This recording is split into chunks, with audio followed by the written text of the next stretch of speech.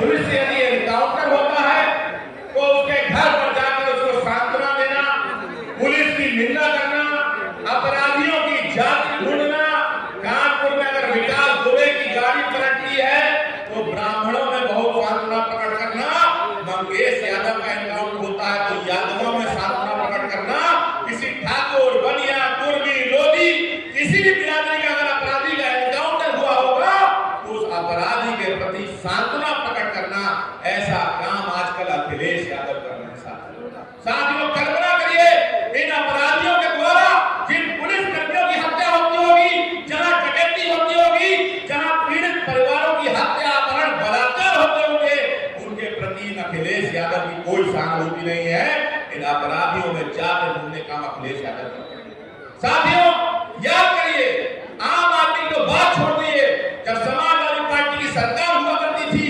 जो आम आदमी की रक्षा करने वाले ऐसे विधायकों तक की कृष्णानंद राय की AK-47 से गोली से भूनकर हत्या हो जाती थी, उनकी चोटी काट ली जाती थी, राजू पाल की भी प्रयागराज में हत्या हो जाती थी। और आज जो दलितों की बात करते हैं अखिलेश यादव, दलितों की बहन बेटी आदरणीय मायावती की तो हत्या हो गई होती, उनकी जान बचाने वाले फर्रुखाबाद के शेष स्वर्गीय ब्रह्मदत्त द्विवेदी की भी हत्या हो जाती है। और इन सब हत्यारों का संरक्षण करने का अगर कोई एक पार्टी ने आज तक किया है तो केवल और केवल समाजवादी पार्टी ने किया है। साथियों, कल्पना करिए, ये समाजवादी पार्टी, मैं पहले तो पूज्य योगी आदित्यनाथ जी ने, जिन्होंने हजारों की संख्या में अभी पुलिस की निष्पक्ष रूप से भर्ती करी है, आप याद करिए समाजवादी पार्टी की सरकार में जब नौकरी दी जाती थी, साथ में याद करिए कैसी परीक्षा होती थी, अजय जमा होती थी, नोट इकट्ठे होते थे, 10-20 लाख की बोली लगती थी,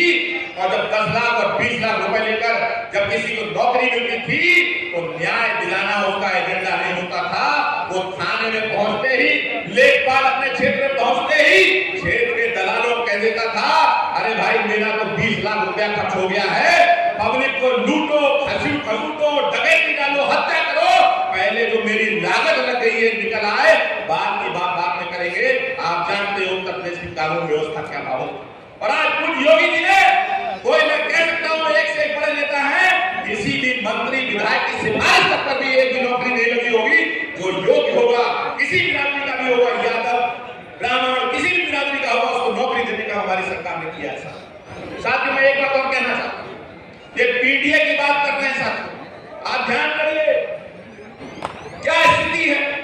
ये पूर्व की सरकारों क्या स्थिति है, आज की सरकारों क्या स्थिति है। साथियों, आज तुम पिछड़े दलित की बात करते हो, लोकसभा चुनाव में तुमने संविधान आरक्षण 8,500 खटाखट के नाम पर जनता को गुमराह करके वोट लिया है। मैं तुमसे कहना चाहता हूं, अरे तुमको तो अवसर, तुम्हारे PTA पार्टी को अवसर तो पहले ही मिला था। ये कांग्रेस पार्टी और समाजवादी पार्टी की सरकार ने, जब तुम्हारी केंद्र प्रदेश में सरकारें होती थी, क्यों नहीं जनता को संविधान के नाम पर ये जो आज प्रधानमंत्री आवास मिल रहे हैं, ये शौचालय मिल रहे हैं, ये जो गैस मिल रही है, ये जो आयुष्मान कार्ड मिल रहा है, ये जो सड़कें बन रही है, हाईवे बन रहे हैं, एयरपोर्ट बन रहे हैं, तुम्हारी सरकार ने तब तुम्हें क्यों नहीं दे दिए थे। तुम तो कहते थे,